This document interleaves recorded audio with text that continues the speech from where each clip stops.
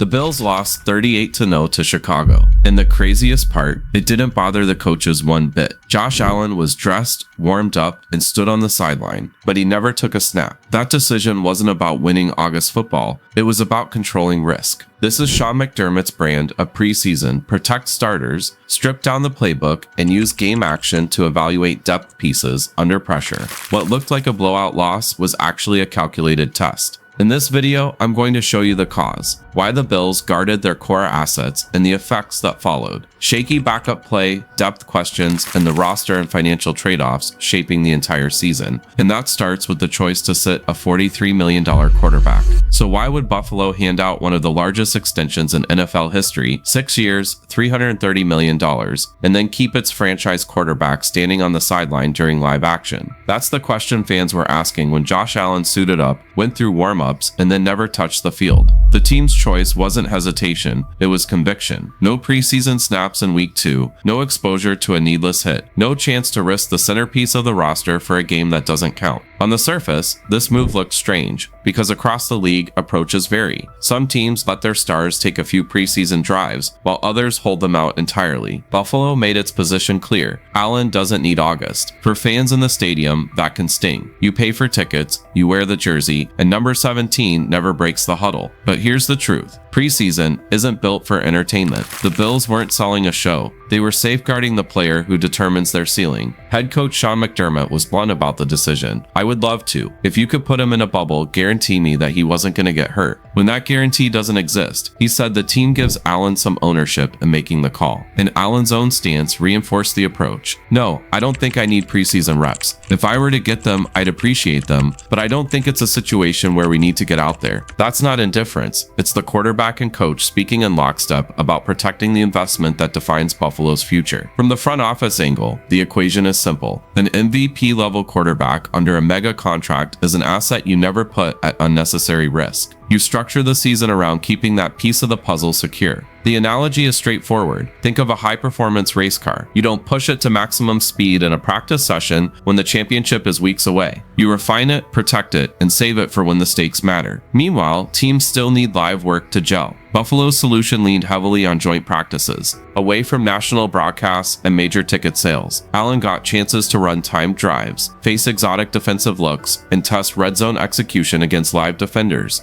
all in a tightly controlled setting where contact was limited and risk was drastically reduced. That stripped away the drama fans normally associate with games, but gave coaches the data they needed without gambling with Allen's health. This approach also illuminated a crucial trade-off. If your stars aren't out there in August, the spotlight shifts straight to the depth pieces sitting behind them. The logic is sound. Starters stay safe. Backups take the reps. Coaches gather evaluation tape, but the danger is obvious. If those backups falter on the big stage, everyone sees the cracks. That's exactly where Buffalo's plan carried unintended consequences, exposing more than just a cautious strategy. When the backups took the field in Chicago, the difference was immediate. Buffalo's strategy of holding out Josh Allen placed the entire spotlight on who stood behind him, and the cracks showed quickly. Mike White opened as QB2, and while Caleb Williams marched the Bears down the field on a 92-yard touchdown drive with poise and rhythm, Buffalo's offense sputtered. White's numbers summed it up. He went 4 for 11 for just 54 yards, absorbed 2 sacks, and never established momentum. Every snap felt rushed. The timing was off, the ball placement inconsistent, and drives ended before they could build. Fans hoping to see White establish himself as a dependable option instead saw an offense that looked locked in neutral. What was supposed to be an audition for the understudy became a reminder of how fragile depth can be, and the optics only sharpened because of what was happening across the field. Chicago looked organized. Williams threw with touch, worked through progressions, and leaned on his protection to push tempo. On Buffalo's side, reserves struggled in matchups they weren't built to win. Defenders missed tackles that turned short routes into long gains. Linemen failed to contain pressure. The disparity wasn't only at quarterback, it was across multiple positions where second and third team players faced Chicago's frontline talent. The issues showed up most in the secondary, with Damar Hamlin and rookie Cole Bishop the only regular safeties to play early downs. Much of the coverage fell to younger backups. Reports after the game flagged safety play as a glaring weakness, and the film backed it up. Late rotations, shallow angles, and blown contain all left Buffalo exposed. Linebackers and corners fighting for roster spots struggled to keep up with NFL-level speed, and Chicago exploited it relentlessly. The plan was to stress test roster depth. What it produced was a reel of coverage busts. By halftime, the scoreboard told a brutal story. The Bears led 38-0, but the more telling stat was yardage. Chicago had outgained Buffalo by roughly 343-22, with an 18-1 edge in first downs. These weren't just backups losing ground, they were drowning against starters, and it highlighted the gap between what a team hopes its reserves can do and what they can actually withstand. Yet underneath the blowout, there was an intentional purpose. Coaches wanted to test live responses under pressure, even at the cost of a lopsided loss. These are evaluations that can't be mimicked in practice. They require speed, contact, and moments where young players either hold composure or collapse. But the public optics were ugly, and that conflict, learning versus optics, sits at the heart of Buffalo's trade-off. The quarterback competition underscored it. White's showing 4 of 11, 2 sacks, little command stood in stark contrast to his earlier strong outing against the Giants. Analysts noted that instead of solidifying his spot, he may have damaged his chances to secure QB2. That leaves Mitch Trubisky, still on the roster, very much in the mix. What was meant to build clarity at the backup position only left the job more unsettled. For Buffalo, the 38-0 loss wasn't a disaster so much as a stress test, but it left fans asking the obvious. If this is life without Allen, how sturdy is the foundation? Those questions, more than the box score, are what the organization walked away with, and they point directly to what really mattered most in this preseason game. Buffalo's choice was calculated. Protect Josh Allen, locked into a 6-year, $330 million extension, and preserve James Cook after his new 4-year, $46 million deal. Joint practices gave those stars controlled reps, while the preseason stage shifted to backups. The fallout was clear. Reserves struggled, safety depth looked thin, and the 38-homo score became evidence of how fragile the roster is beyond its top tier. Looking ahead, expect the Bills to either invest more in reliable depth or accelerate spending at safety and linebacker. Which other franchises are quietly trading preseason wins for protecting high-priced starters? Drop your examples in the comments, and subscribe for breakdowns of these hidden strategies. Long-term effect: more teams will accept preseason embarrassment if it safeguards major contracts, and that shift will reshape how front offices allocate cap space and roster depth.